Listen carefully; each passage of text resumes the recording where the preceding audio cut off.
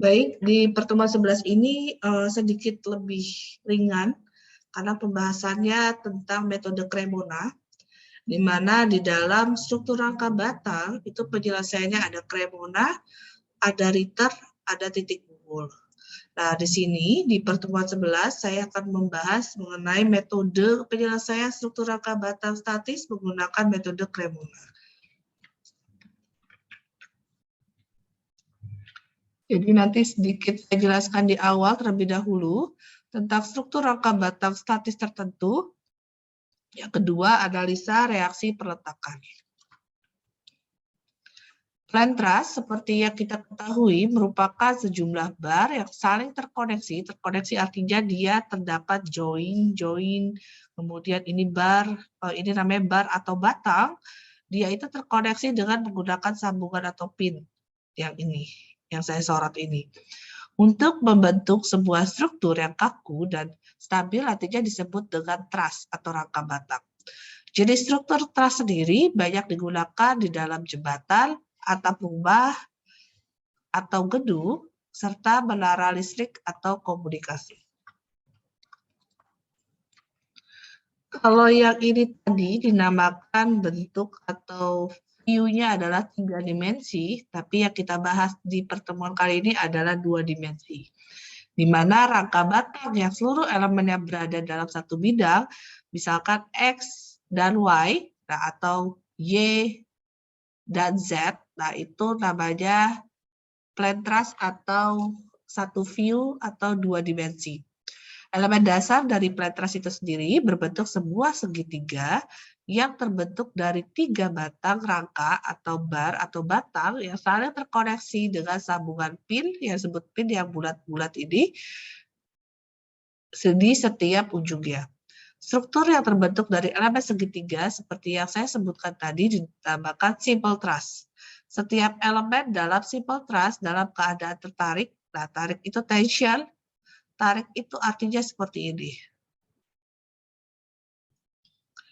Tarik itu tension, tekan itu tarik, tekan itu compression.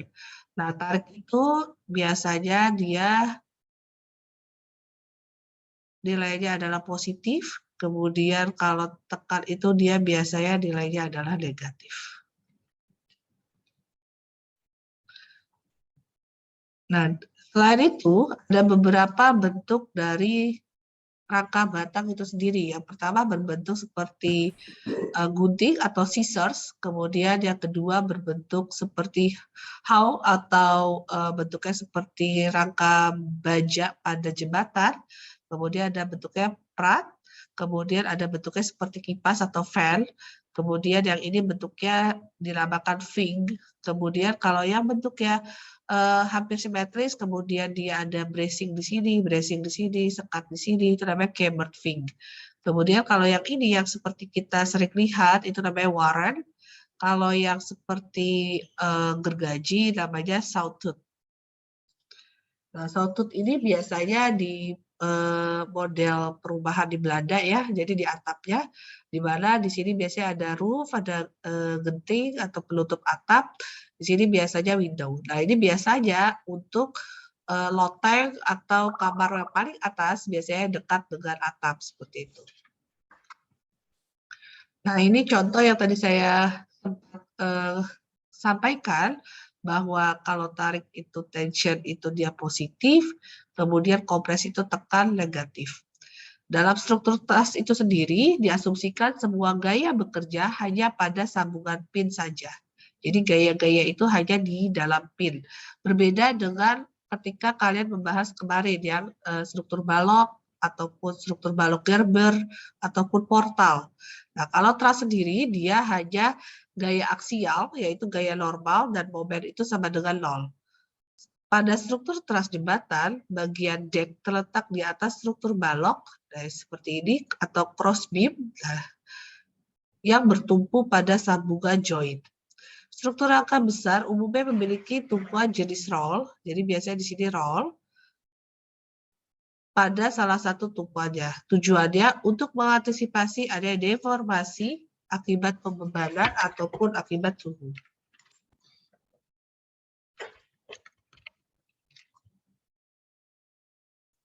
Oke, saya lanjut. Kita lanjut adalah stabilitas plan truss.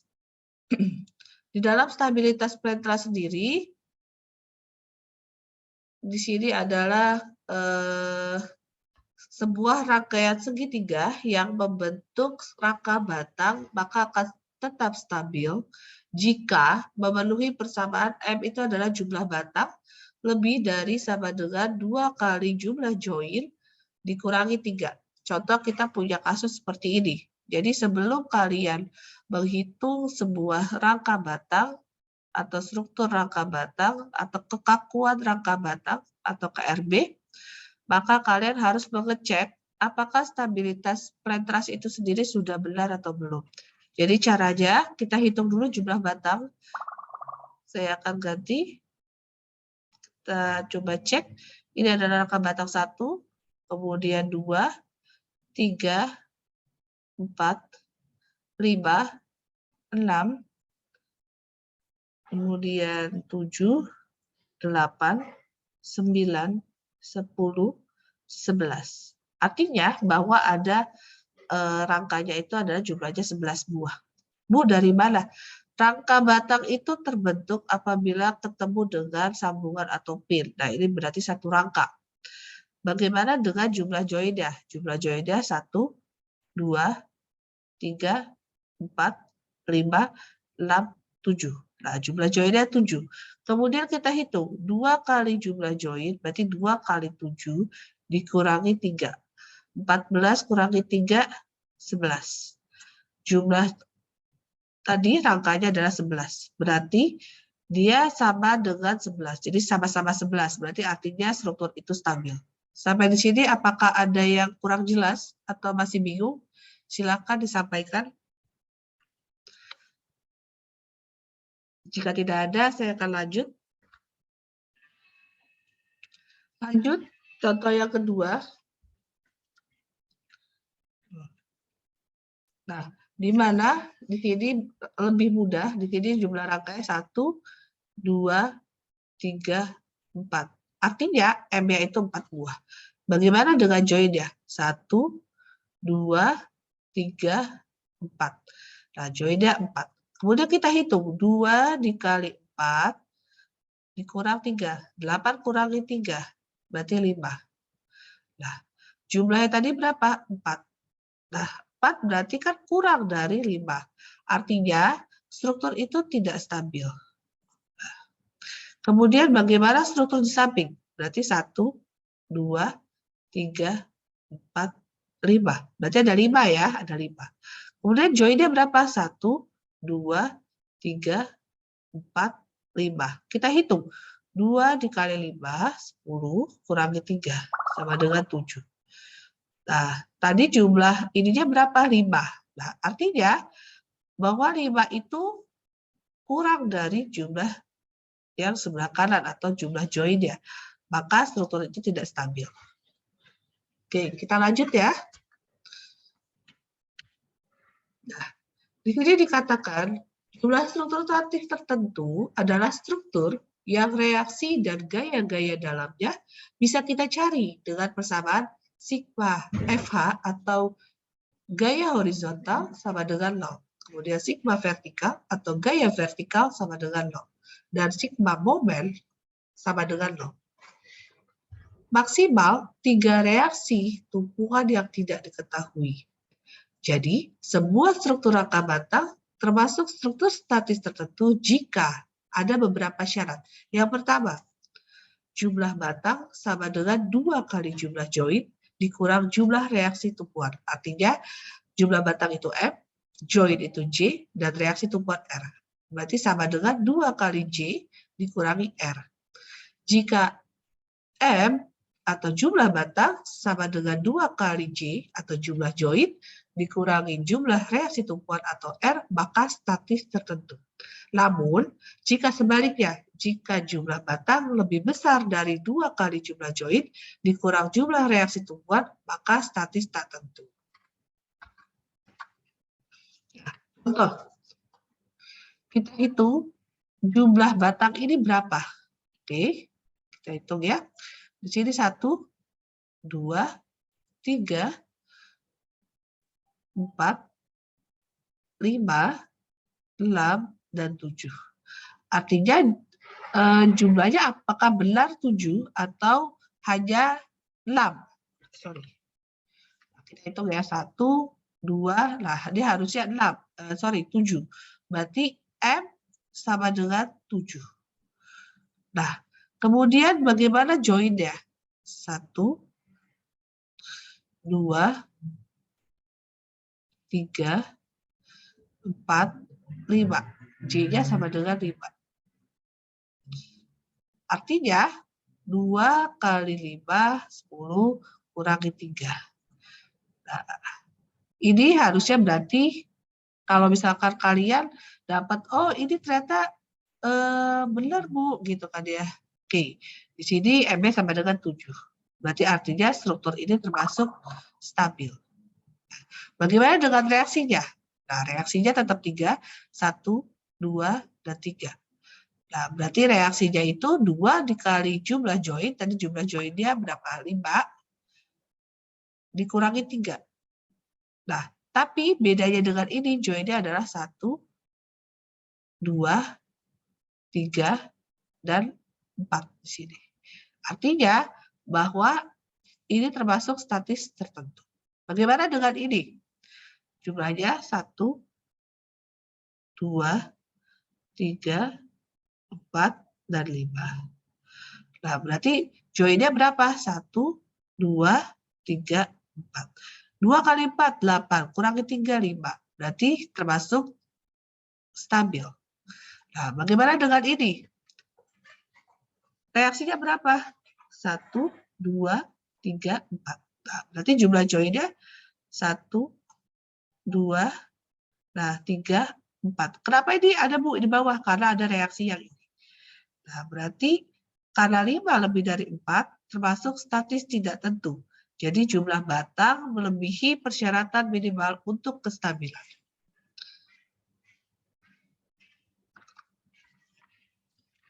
Kemudian selain dengan judul yang saya angkat adalah Cremola, jadi sebetulnya plant trust analysis method atau metode penyelesaian plant trust sendiri atau rangka batang itu ada 3. Yang pertama yang saya katakan tadi adalah titik buhul atau join, di mana seluruh gaya harus sama dengan 0. Kemudian seluruh gaya artinya seluruh jumlah gaya ya. Kemudian yang kedua adalah metode keseimbangan potongan atau Ritter. Kemudian yang terakhir adalah metode grafis atau Cremona. Semua metode berdasarkan prinsip keseimbangan, keseluruhan dan keseimbangan internal. Kita hitungan didahului dengan mencari reaksi tumpuan pada struktur rangka batang akibat semua beban yang kita tinjau. Kita masuk ke contoh soal. Tentukanlah besar seluruh gaya batang dari struktur rangka pada gambar jika P1 sama dengan P5 sama dengan 250 kg. P2 sama dengan P3 sama dengan P4 sama dengan 500 kg. Bentang A sampai B adalah 8 meter, sedangkan sudut alfa adalah 35 derajat. Kita tentukan terlebih dahulu berarti P1 sampai P6 250. Nah, kemudian kita hitung dulu jumlah komponen strukturnya. Berarti P1 tadi sampai P6 250. Jadi kita misalkan sini 250, 250, 250. Kemudian P4, P1, P6, P1 sama P6 aja. P1 sama P6. 250. Nah, sisanya 500.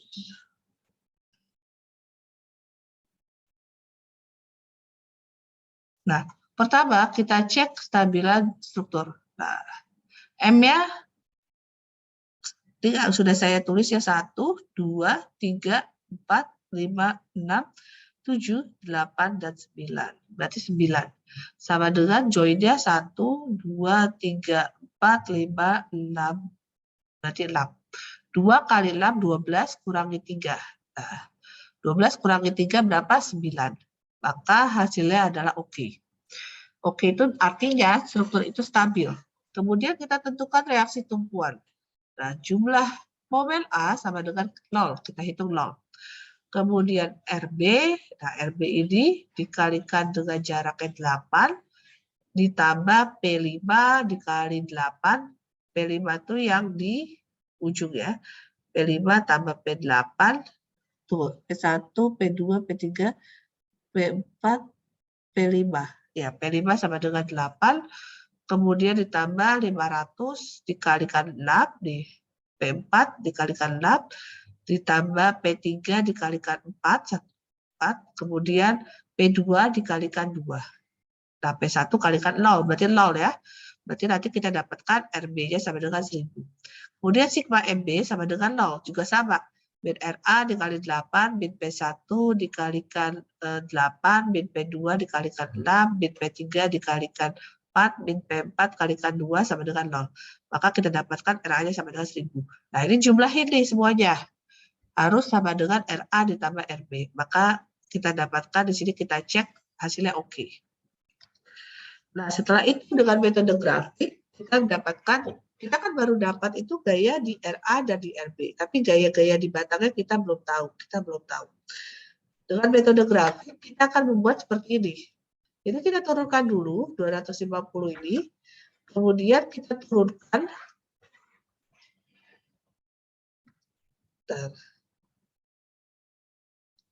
jadi kita turunkan dulu yang pertama, langkah pertama adalah gaya 250. Kemudian kita turunkan lagi adalah RAV, ya. Kemudian kita turunkan lagi gaya yang setelahnya ini adalah 500. Kemudian kita turunkan lagi gayanya 500. Nah, seperti itu. Nah, kita kan sudah baru bikin sampai separuh ini. Nah, bagaimana dengan gaya-gaya yang lain, Bu? Gitu ya. Nah, jadi kita anggap gaya-gaya ini sampai di sini nih, sampai yang 500 pertama, kita anggap di tengah-tengah adalah nilai stabil ya, nilai S. Nah, setelah itu kita hitung nih, di sini NBV sampai yang sini apakah sudah sama, dan ini NAV. Jadi ini gaya-gaya yang bekerja. Ini 250, ini 500, 500, 500, dan 250. Kemudian kita tentukan nilai AV dan nilai BV. Nah, baru nanti kita hitung gaya-gaya yang bekerja di 1, dihitung begini 2, 3, 4, 5, 6. Nah, ini menjadi gaya batangnya. Nah, untuk lebih jelasnya nanti kita akan coba latihan. Jadi saya akan membuat soal, jadi kalian benar-benar mengerti. Sampai di sini apakah ada yang ingin ditanyakan?